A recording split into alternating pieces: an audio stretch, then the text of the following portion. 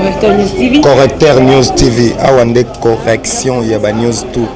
Donc, Awande, on assure quoi. Suivez Correcteur News TV.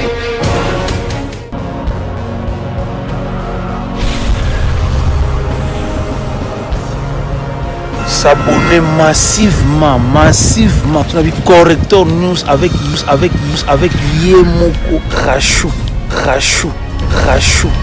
la caramel. Check, c'est pas pareil. Mbote bande kono surtout ya Correcteur News TV babi Rachou la caramel Correcteur News TV les des corrections ba news surtout na boyende bino boyebi actualité politique libongo branché sur ma solo il y a 10 solutions il y a Assemblée nationale pendenge nini mo lamboka avec pasteur mo kuna zali bongo ko kota ma solo mboka lobi a koti politique pour sauver ba paté surtout na boyende moko ya ba sali na nzambe prophète Charles Akomanuel biso soki ndila wana ezali malamu pe plateforme o esangisi bongo ba chef religieux surtout ya République démocratique du Congo soki likanisi wana ekobimisa solution ya malamu tote mbote prophète Charles mbote ma sœur Rachel pasteur ngai na prophète na ebio mais ko sengela pe na bayimboka o ba kolanda yo na ngongo na beauté image le maire de Paris bayiba yo malamu na banzi bango pe bayebi ngai ndenge bayebi.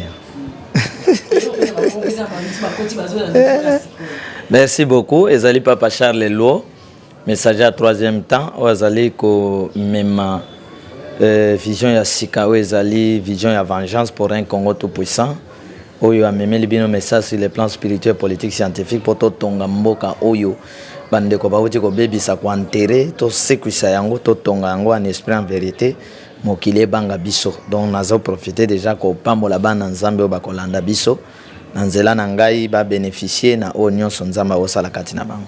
Ya motu penda pe na biso to landi ezali ka po ndenge lobi na aspect politique toto mona bongo mokonza mboka atamboli maloba na ye pa ya bayimboka o bazali banda ke mboka soki ezali ko kende na kokoso akolinga dissoudre parlement kasi soki mboka ezali ko kende na kokoso soki mais la mato ya bayimboka mosusu c'est malamu te to mona ki bongo la présidente de l'Assemblée nationale a ko corriger mokonza mboka balobi ezali manque ya respect et puis ezali malamu te que présidente de l'Assemblée yo ya kozongisa maloba ya mokonza mboka surtout ki aloba ki te ki nazo alobi soki to ebite et sali moi ndungu moi kokoso pe moi makelele to yoki bayimboka surtout simbi bien parlement de bois de pes ba population mosusu balobi le na masawa ba ko sala marche ba ko te maliboso ya pays du peuple ba ko lingate ba député bazonga la ba ko ta mosa pe ba ko lingate yé moko président de l'Assemblée nationale Janine Mabunda akota na parlement.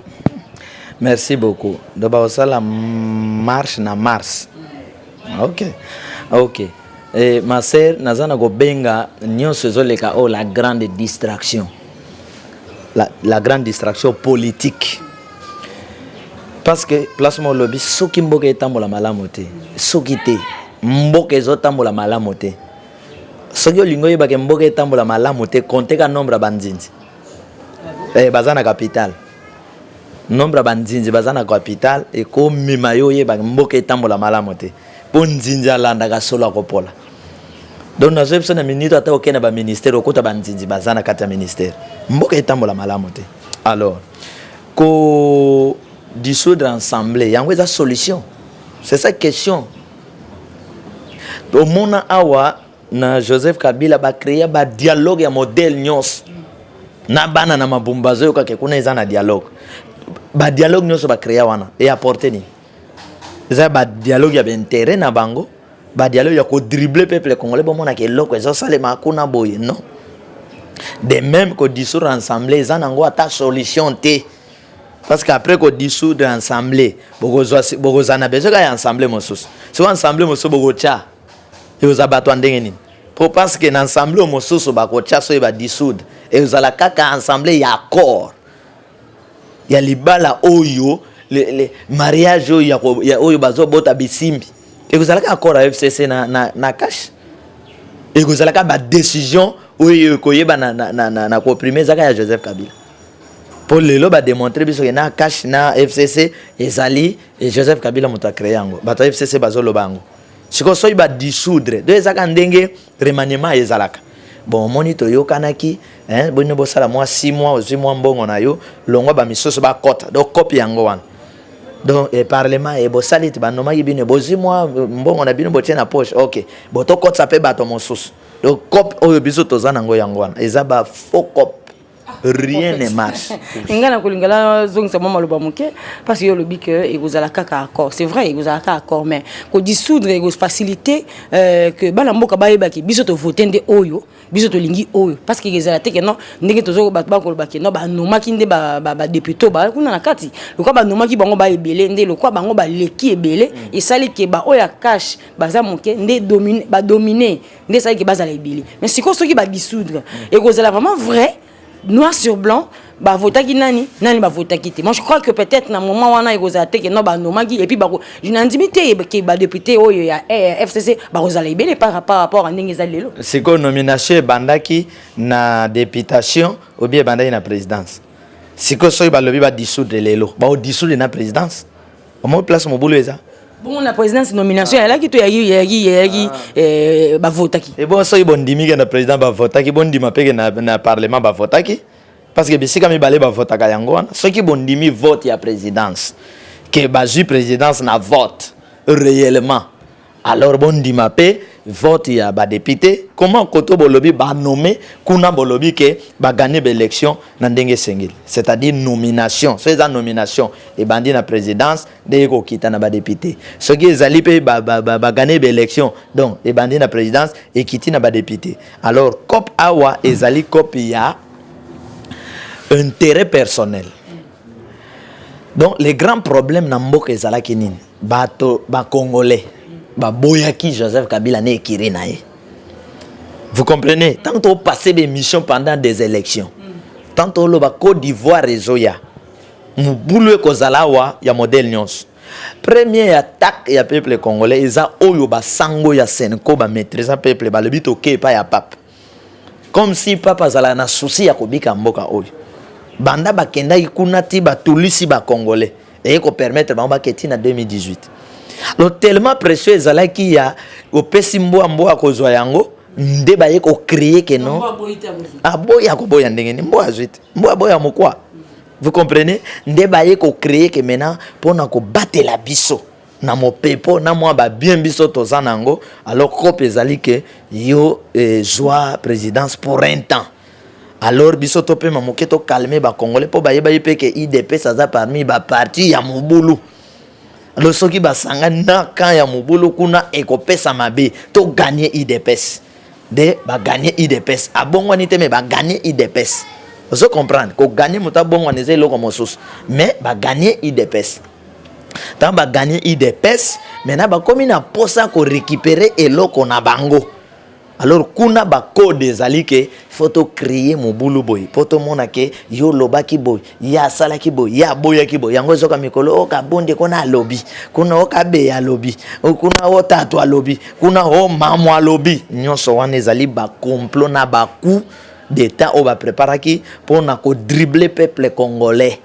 Vous comprenez, il n'y a rien de bon et ko bimana kati ya FCC na cash et ko zalaka to ko zonga na rond-point pour ba créer dialogue bazoli so batalamuka ba koti sa ba sangana enfin ba démarrer ba démarche na bango voilà.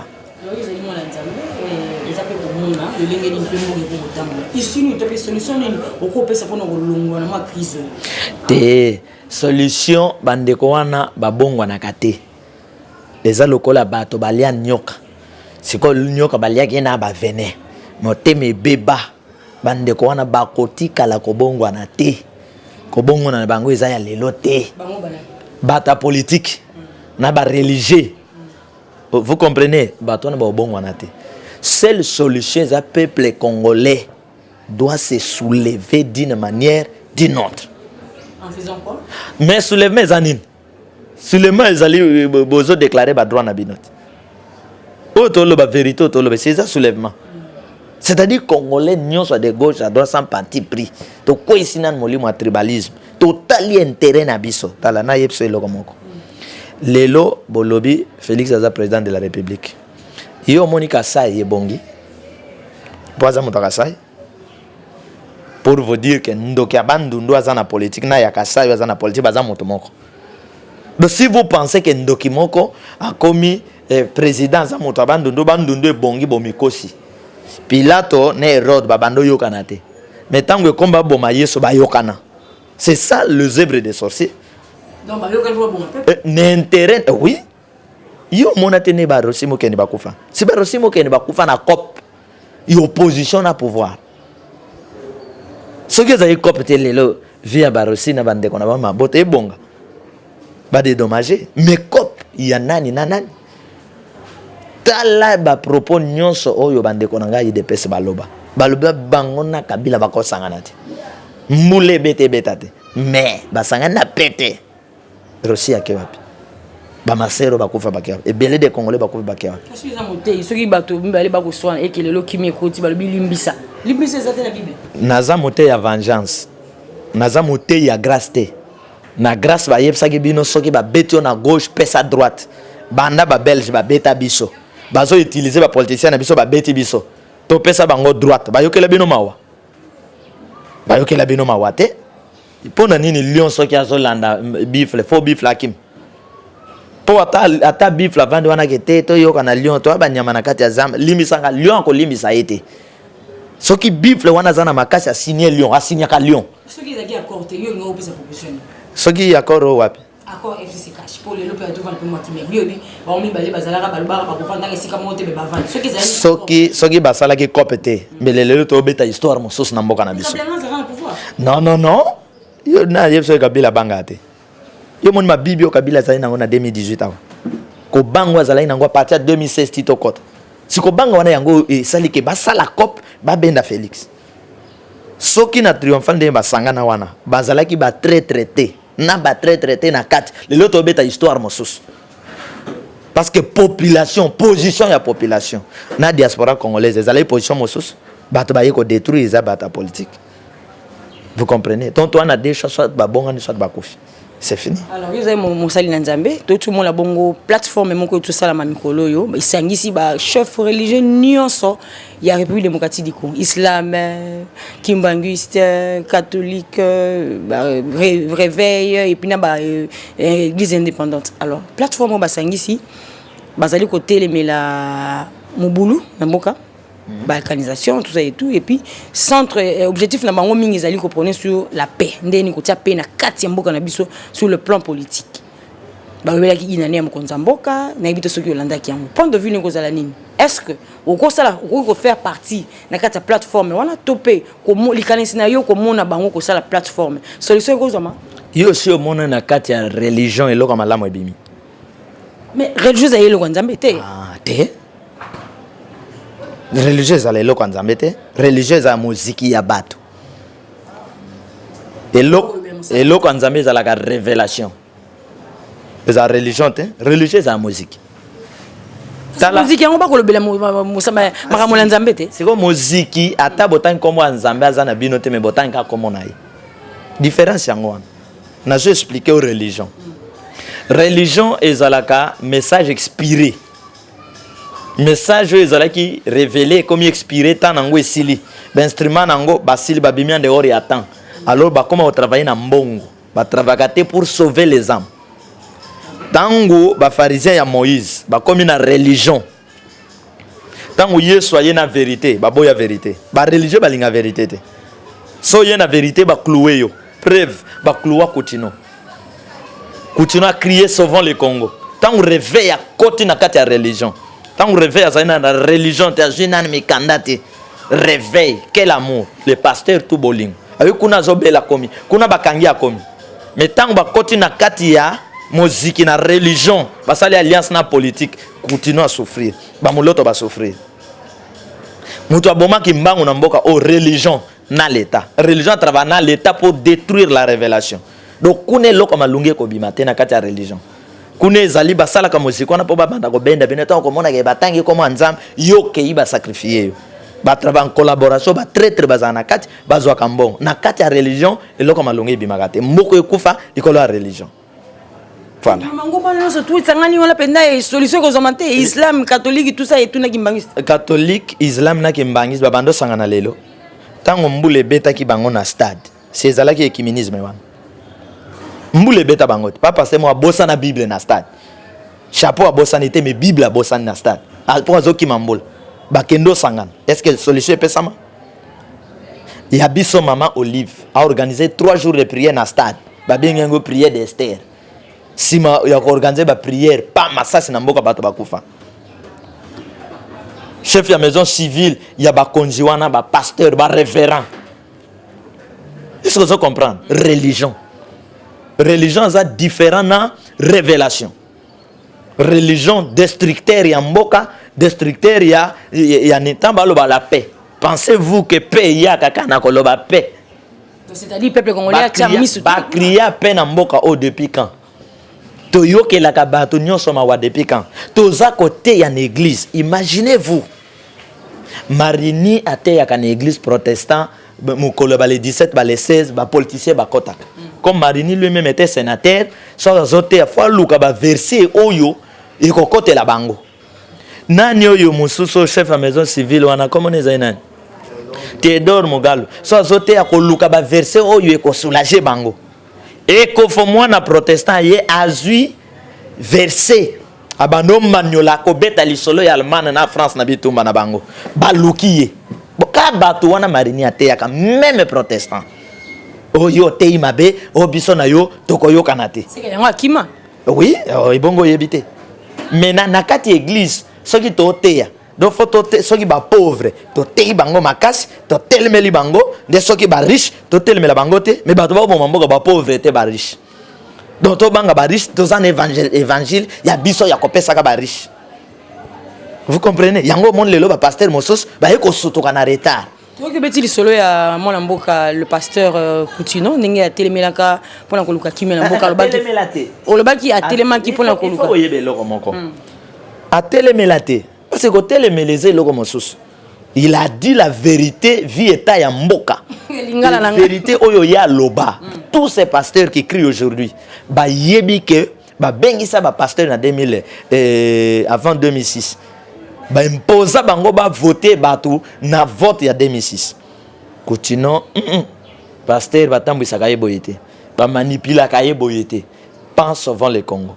Nde yango na ngana lobanga lobi olokuti ko beta lisolo ya mwana mboka pasteur Coutinho lobi a telemelaka pona kolobia sauvons le Congo pardon. Maramone ilekaki. Ilekaki ndenge ilekaki wana lelo to moni mwana mboka le révérend évêque pasteur Mukuna pe a telemi lobi azali côté mais pona koluka ko sauver Congo quoi. Yé a sauver Congo ndenge mwana mboka Coutinho abilila. Évêque Pascal Mukuna azana ko sala 3 litres. La première lit est la grande distraction religieuse. Deuxième lit est lit en retard. Troisième lit tribal. Oyo azo sala. On a démontré la grande distraction religieuse. Na bandi on a lit en retard. Lit en retard parce que tant que continue à télémi souvent le Congo, ya boyi. Baboyi, lisanga ba pasteur. Ba côté la continue l'évêque Pascal Mukuna a sala choya Kabila et le pouvoir de Kabila. Coutinho son frère Obasimba ka Bible. A boya message naï. Et le monde ba pasteur Mossos. Lit en retard. Aye ko la moka. Lelo pour condamner même Kabila. Oyo parrain naïe ba le naïe ba meli. O Coutinho a dit sauvons le Congo pour voir on est menacé de qu'on aille pasteur. Lelo aye ko telemela bango lit en retard. 2006 Kiziamina. Théodore Oya maître avocat. Il est aussi pasteur. Le a postulé dans la présidence. Basali débat avec Mukuna Lobi. Non, pasteur, Moussala non église. Na politique était. Lit en retard. Le loyer qu'on dit ma, bakota politique, lit en retard. Lit en retard. Si comme maman, réfléchir que au kokisi 50 ans. Ndo yoko zo conscience, mobile ya balo boy, abalo boy, au kokisi 50 ans. Lui sika wana bala. On a risque à roboter. Lit en retard. Ma belle lit en retard et même na lifelo. Yango na bengi yango la grande distraction religieuse parce que ça na kosala ngona kati église parce que azali évêque et comme distraction religieuse. Lit tribal parce que azako kote la Félix pona ko yina Kabila. Or Kabila na Félix sont des politiciens soudés basali mariage ya ba lesbienne. Vous comprenez? Basali mariage. Mobile basali mariage. Yo pasteur au côté là Félix pour nuire Kabila. Or, ce qui Félix a signé contrat na Kabila, Kabila est rwandais, c'est-à-dire Félix devient aussi rwandais. Dans le syllogisme, s'il signe un contrat avec des Rwandais, donc il devient aussi rwandais. Si Kabila détruit Mboko, signe un contrat, toi aussi, détruit Mboko. Zoba propose sur Félix, élection 2006, 2011. Le Kabila est assassin, Kabila yibi bango ba voix. Mais cet homme a signé un contrat na Moutouana. Ce qui le Kabila a décidé, bon, mon kounolobi na mabe, Félix au côté de la bien, on libre tribal, parce que côté la Félix na image moluba. Alors, or Félix na Kabila bao seka bao yoka na bao kabola. Au moins que na côté na kati ya moto, na kati ya danger. Ce que soki lelo Joseph Kabila bon, au finga pe mingi. Non bimisa ba vérité nyos. Yezala ya ir, ezala ba contrat biso to signa. Au moins que muku na ko ikao. Ako ya kao. Alors na prudence spirituelle, ce qui a ligné attaquer bango mi bali. Lutte en retard, lutte tribal, distraction religieuse. Voilà. Donc, d'après eux, on a lundi malam, ceux qui ont mis ici vérité des urnes et vous avez vraiment un seul côté. Oh oui, les akao. Mais tina souka Kabila obimsango. Mnazo epsayo. Nandenge bozo te mulunge boy. Bolobi Félix moi na bien. Ye ennemi akobimis. C'est parce que les ozani. Akobimis. Mikolo e komikani. Mikolo e vidéo nyonso komika bato mutakala. Bakobimisa bulumbu ba vérité des urnes. Nazo epsayo makambo ebele ekobima fin de compte ekobima parce que les politiciens ne sont pas des hommes de Dieu au balimbisaka non ba benda Félix ba bwakeli ndobo ameli ndobo ekiti na muchopo ndobo ekangami koto ba benda singo yoka passe au salani oya kobima voilà mosali na nzambe toloba tozonga na masolo mosusu ndenge tobeta pe masolo ba mitakala yozali mosali na nzambe basali na nzambe bali bato bible lobi na biso même na incorrectien que bazali bato tout ce dans le pot les hommes irréprochables bazali irréprochables mais c'est quoi tolobi boye bato ya nzambe lelo ba komi ndenge mona ba païen koleka même ba païen mutakala ya mosali na nzambe pornographie oyo bible ezopekisa bango nde bakosala toyebi lelo oyo yozali moko basali na nzambe okote ya banda mboka to peuple de Dieu nini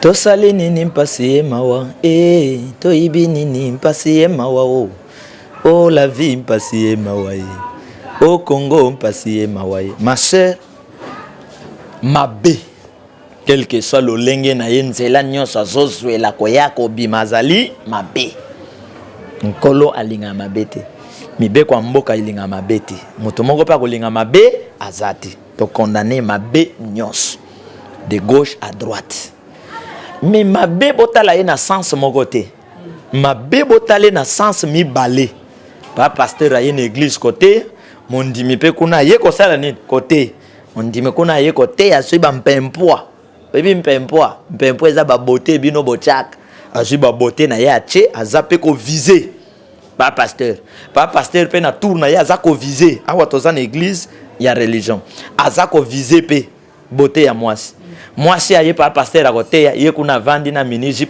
ermo afongoli makolo ermo akangi ermo akangi pa pasteur n'est pas un dieu bebi makambo pona ni bozo yaya parce que bozo Moïse Mbiye comme un dieu ce qui bozo ki Moïse Mbiye un homme d'ailleurs tibo ya kokomawa bo bandi wapi na Moïse Mbiye abimisi album bo bandi awa gege abimisa bo bandi awa soki bozwa ki Moïse Mbiye un homme peut-être biloko bolobate soki bozwa ki Moïse Mbiye mutu bino pe bolinga ko sunga ye ko pese conseil na minito yo maye sopani esi ebebi toko condamner nani soki maye sopani est-ce que ezali so temps ya ko condamner ezalaka temps ya ko sala nini ya ko bongisa Moïse Kalambai, oh Bankend, tous ces mondes ne sont pas des dieux, sont des pasteurs.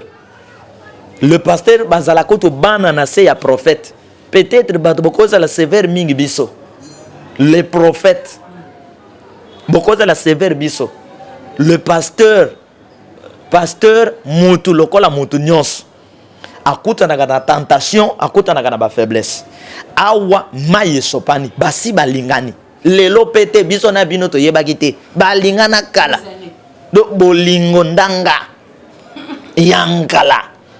Vous comprenez? Balingan lelote. Mbongo pe ba pesana, bisou ba pesana, tout ba pesana. Zemi pe bazwa. Maintenant, na tango oyo eza son église mobimba. Nga pasteur na ko sepelate. Son église ne bazofing, église ne bazofingis. Nanan na bato mibale. Oyo basali mbeba. Mais est-ce que to rozoelia na Moïse, Maïki na Peniel, bankenda soki na nan tobo mabango te. Toko mema bango na raisonnement. C'est pourquoi eloko ya liboso balinga basala na bato bake ko funda. Comme Moïse est pasteur des églises de réveil, on allait consulter Soni Kafuta, na ba responsable ya ba obake funda. Ba moni Soni. Tala likambo tozana ngo ya pasteur na mwana na biso ya collège de pasteurs ba vandi. Ce qui va trouver parce que l'église traite tout. Tala, ata muta bomi muta. Est-ce que vous avez que Paul a bomba bat? Mais Ananias na Saphira a Paul. L'église traite tout. Ce qui va monique simbité, alors va confier bango na l'état. Mais va déborder. Or, na jugement ya Nzambe. Naye sont des pécheurs. Tant que linga qui on a 17 ans, oboya qui te poani. Ou intéressant qui va parler na yote pour nanin. Lelo comme ngana mwana 17 ans. Tant que bayeb sa qui oto longo la zemi. Oboya kite donc na jugement ya Nzambe, Dieu ne jugera pas comme bino. Bata mokili ba juger kaka Moïse, Kalamba ba fingi bango. Oui, ba somoki. Mais na jugement ya Nzambe, Dieu juge même comme mwana moke. Lelo na mabota bandoki bakangaka bato soki ya pembe. Mais bato aussi sa bato bana 8 ans. Oh, lelo yebsanga vérité, vrai que ndumba bato ba salango ba papa 50 ans, bien bano bobenga ba ojan. Ojan azana 5 6. Fiancé moko azana 12 hommes. Oh lukambong, ba papa mikolo lelo bazoko kate bana ba déborder. Mais parce qu'il est pasteur, nyonso ko ilaye. Oui, parce que azamo bateli ba pate e koko ilaye. Mais na minito yo nous ne pouvons que pousser bango. Oui ranson ko to bobenga bango ba musicien mokili. Mais azolo bake to sunga Mike to sunga Peniel. Vous comprenez? C'est-à-dire que soki to vend na minito bozo ba basi ba pakoli biso. Mbindo bakoli biso malédiction bazo kabola. Est-ce que c'est normal mitakala ya bato moko boye et comme lokola lipa ya ba boulangerie et otali et ça c'est une malédiction qu'on est en train de distribuer. Donc au monde loko eza bondoki. Donc bano bakoza na gendoki. Eza kindoki, so kindoki ba yeko bimisa ngona mpoise. Yo yebi ke lelo makamto ebimi na mpoise. Ya bato na mokili. Makambo ezali ko banga kala. 1, 2, bateau va publier. Bateau va kana Eliane, bateau va kana Moïse. Mais bazala kana bango balia kana bango. Parce que mutu a publié photo kangayo. Pona nini? Yo publié biso tinde la biso. Osumo sa biso nyos. Okota malédiction na bandako na biso.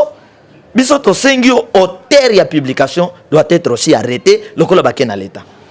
Vous comprenez? Alors, eza mabesi comme libat. Tokozaba mabanga to bando bamba bango ti wapi et komika à moment lokole komi na l'état qui ne ko trancher mais ma beza de part et d'autres. Voilà. Merci beaucoup vraiment l'école communale à l'état mon kakata makambo na mais to zoki na mokende nguto lo bobi bazali ba pasteur bazali différent na ba prophète. Quelle est cette différence? Le pasteur est fils du prophète. Les prophètes reçoivent le message à créer chemin alors ba pasteur ba koti. Je te donne un exemple. Moïse, prophète, il crée la loi, il reçoit la loi, il crée la loi. Bah pharisien, na ba hypocrite, ba bimi, ba docteur de la loi. Après lui, c'est Christ, le grand prophète qui vient. Il crée ou bien il reçoit la grâce. Ba pasteur, ba bimi, ba sango, ba bimi. Tu vois la différence? Donc prophète, c'est une puissance. Alors pasteur doit travailler dans l'esprit à prophète pour gagner la vie. Donc c'est que alors comprendre malamu. Oui. Prophète. Ndengeza prophète Charles oui. Ou na mbebate. Donc les prophètes mbeba mutakala nizaka ba pasteur yo suis-moi si landangai. Pourquoi ibsanga mbeba moko ya Yesu? Ah donc prophète za Yesu. Landangai. Mais Christ est prophète. Pourquoi ibsanga mbeba moko ya Yesu? Je vais te dire une chose. Le péché d'un homme de Dieu awana lo battre les hommes de Dieu de la loi. Bino ezana façon ba benga péché. Mais le révélateur to yebi péché. Dans le monde spirituel, péché et la désobéissance, na commandement au monde spirituel, les péchés ont appliqué. So désobéir nango au commettre péché. Betan zete mbalamoko a beti yango mbalami bale. Vous comprenez? Betan zete mbalamoko a beti yango mbalami bale. Mon père, pourquoi m'as-tu abandonné? Est-ce que Nzamba a abandonné Jésus? Ça, j'appelle les faiblesses du corps.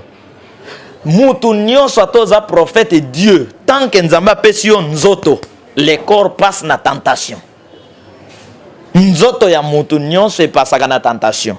Na bato yo ba sœur Rachel bakoya babando condamné yo Rachel o saliboy bazana ba crime ya koleka yo. Mais comme balinga kayote, il faut ya yo ba sambwis. Le corps de moutounion soit zota la biso a passe na tentation. Et bato bazota la biso bavanda wana ba crime basala. Ya o ba bimana baleki ya basi na bango. Basa wana ba otala biso. O ya bimana mobali ya ndeko na ye. Basa wana ba otala biso. Mes dossiers lian. Vous comprenez? C'est pourquoi Christ a lobby. O ya salima beta joli banga salani. S'il y a l'amour, nous devons gagner bandeko wana. Parce que ba bimili banda ya bonzambe. Baza musika. Totika bango ba kelifelo te. Eliane Zonga. Marguerite Grand Nazolo Bakingana Sina Bongwa no sauver ba amte. Dossier nane comme au sauver ba amte. Awana na sauver ba amte. Awana na beti biso li baku. Bazo mutakala na bango ba komola ke la biso mabe. Nga bat nazana anti malédiction. Et bongo bato bazana miso balati maneti anti malédiction te. Si ba koma ba aveugle mikolo zakoya. Awana na ba sauver ba amte ba beta bato mabako. Alors nous avons besoin de gagner ces gens ténébreux ces là ba kenanga mona bango non. Bango, ce qui bazaba ponami, bazonga. Merci beaucoup, prophète Charles. Alors, si j'ai du jour, on a ma politique, hein, pour la construire qui ça, moi, un mot de la fin, et puis, peuple congolais s'attend dans la ligne, ils allez prophète, le bi, nous avons un message, et vous avez bon, pas un Zambie. Bon, il y a une plateforme, il y a chef religieux, il y a l'église, nous sommes tous en Congo, le bi, ils allient distraction, en tout cas, tu éviter au Kolinga, au Senga, la Bangoni comme conseil, et puis, pour la construire qui ça, un mot de la fin. Et loko l'équipe lingwezate. Tala Nzambe akeli Congo a tcheli biso makoki nyonso ya ko vivre. Bakisi oto somba o ba chinois basali bendien basali. Banzete basala bakisi nyonso eza. Mai tozanango. Lelo epana biso mai ebimite. Nzambe apesi biso fleuve. Mais l'état congolais a boy kopesa biso mai. Au mon niveau manque d'amour. Mais nanda comme ministre président qui que ce soit maille ko zangate courant e ko zangate et pas ba miso délestage et pas na délestage te. Donc ce que je peux dire l'amour du prochain soki bolingweza ndekono asali mabe oko kendo ko yepse boyete ma sœur boyete to tambole longo mais soki bolingweza te oko trahir ata sala yo malam. Donc ce que je peux épingler lelo c'est l'amour mboko ezana bolingote bazape na nzambete. Donc, toi, Nzambe, quel est la wapi bolingo? Bolingo est sur tous les plans. Au commun, parce qu'ils ont mata, on a baqué politique à côté likita. Musicien mokili ba côté likita, zo mata, ba préparer moi c'est moko. Zwambongo, kende, sala yeboy. Parce qu'ils ont mata, ba diminuer yo. Moko na politique, atiki bino a changé quand? Allez, bo sali complot, bo tindi ba fille moko, bo ke kangaye a violer. Donc, le l'homme qui est poli et baby. C'est pourquoi nous avons besoin d'un Congo. Il y a des sauveurs, il y a des bazana bolingo, il y a des konabango. Sotan américain soit bakebi tumba babeti moninga nelisas akufi batika kayewanate. Bako sala to ba ken accord. Mais aza ebem. Biso to na niveau wanate. Vita beta match na équipe mosus imana okote l'équipe wana. Imana beti na équipe mosus renaissance pour équipe wana. Niveau bondoki. Voilà. C'est vrai, merci beaucoup Papa Charles, prophète Charles, merci beaucoup. Tout comme la souka émission je crois que tu as le sous pour l'actualité. En tout cas, merci Namino surtout besoin qu'il en tout cas, c'est déjà la fin de notre émission. Restez toujours connectés, branchés dans Correcteur News TV. Donc, avant de l'actualité, surtout épais ça marque. En tout cas, merci de l'aimer Maweja, na la ma caméra pour la la bongo image ya mokolo lelo. En tout cas, merci Nabino surtout bolinga rachula caramel na lobby na lenga bino mingi bozala toujours connecté branché pe botine de la biso wa message Nabino ceux qui bossent na mission lelo. Merci. Correcteur News TV. Correcteur News TV awande correction ya ba news tout. Donc awande on assure quoi. Suivez Correcteur News TV.